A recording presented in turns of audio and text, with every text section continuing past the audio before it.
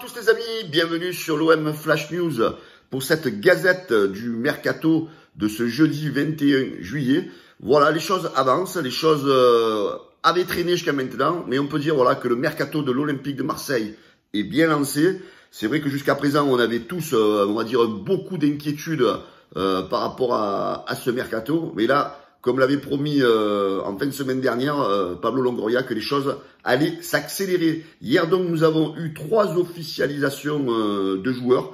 Donc tout d'abord on a Luis Suarez, donc l'attaquant de Grenade, donc qui a signé pour les 5 prochaines saisons à l'Olympique de Marseille. Donc on parle d'une indemnité de transfert autour de 10-11 millions d'euros. Voilà, donc joueur très rapide, très tenace, joueur qui va apporter un supplément, je veux dire, au profil des attaquants que nous avons actuellement. Donc je pense que ça peut être une bonne acquisition pour l'Olympique de Marseille. Ensuite, seconde officialisation de la journée hier, donc un joueur qui est tant espéré et tant attendu par les supporters et par l'OM depuis quelques temps, c'est Jonathan Klaus, donc qui s'est engagé pour les 3 prochaines saisons à l'Olympique de Marseille. Donc on parle d'une indemnité de transfert de 7,5 millions d'euros, plus un bonus de 1,2 million d'euros. Voilà, donc c'est un joueur qui va apporter dans la tactique Tudor.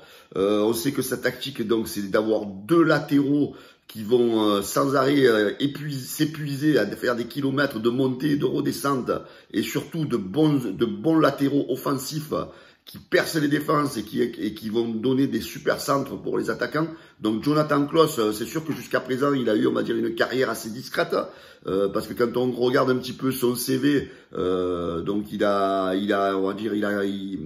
éclos très tardivement, hein. Donc c'est l'année dernière à Lens, donc parce que quand vous voyez son CV, il a joué en Allemagne, mais toujours dans des clubs de deuxième division. Donc Lens a été vraiment le club où il a explosé. Donc on lui souhaite qu'à l'Olympique de Marseille et surtout en Ligue des Champions, eh ben, ils prennent une autre dimension. Donc tous les supporters sont contents de ce transfert.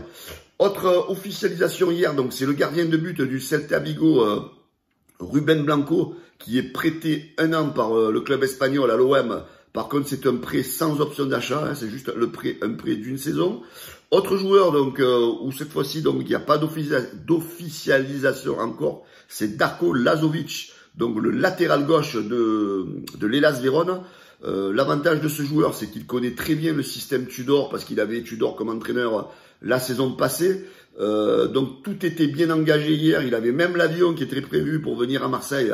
Seulement, il y a eu un blocage avec le club du Hellas Vérone parce que l'OM et Longoria essayent de mettre dans le deal Kevin Strootman.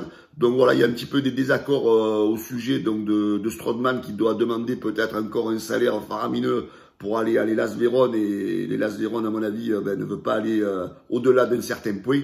Donc on espère que Strootman va vite un petit peu se calmer et un peu rendre ce que l'OM lui donne depuis des années, c'est-à-dire un salaire à blanc. Donc monsieur Kevin Strootman, il serait bien de vous décider de rendre un peu service à l'OM, parce que franchement, depuis des années, on casse le portefeuille. Donc après tout, voilà, je voudrais rajouter à ce sujet-là, on remercie encore le président Jacques-Henri Hérault et Garcia d'avoir donné un salaire aussi faramineux à un tel joueur. Donc monsieur McCourt, il serait bien aussi de penser à dégager aussi l'ancien président de l'Olympique de Marseille, parce que là on traîne quand même un sacré handicap avec ce salaire de Strootman. Donc quand on revient à Lazovic, donc c'est un joueur qui devrait s'engager pour les 3 prochaines saisons à l'Olympique de Marseille. On parle d'une indemnité de transfert autour de 5 millions d'euros. Voilà, donc le joueur est très très performant, un joueur qui passe rarement au travers de ses matchs. C'est un joueur qui a joué auparavant à l'Étoile Rouge de Belgrade, qui a joué à la Genoa en Italie. Voilà, c'est un joueur d'expérience qui pourrait apporter à l'Olympique de Marseille ce qui nous manque depuis des années, 2 bons latéraux. C'est vrai qu'avec lui et Klaus, ça pourrait permettre à Tudor de mettre en place sa tactique.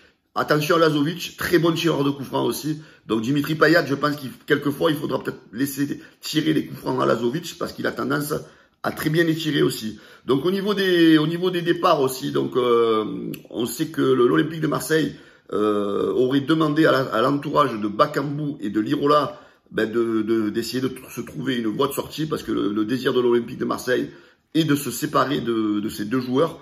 Bakambu, ça va être compliqué à mon avis, parce que quand tu vois que le joueur il a un salaire de 400 000 € par mois, je sais pas où est-ce qu'il va trouver ça ailleurs, mais ça va être compliqué.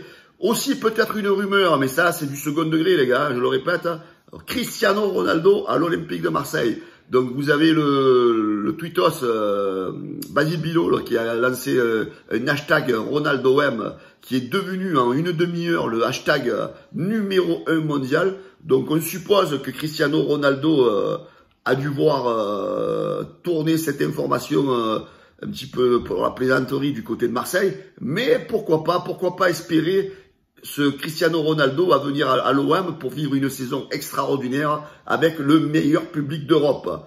Voilà les amis, donc moi ce que je peux dire de ce mercato, c'est vrai que jusqu'à présent, j'ai été inquiet. C'est vrai que les joueurs qui viennent à l'OM, ce sont pas forcément les noms qu'on attendait, hein, parce que c'est vrai qu'avec ces rumeurs de vente, on espérait voir d'autres noms. Là, on a ces noms-là. Nous sommes des supporters, les gars.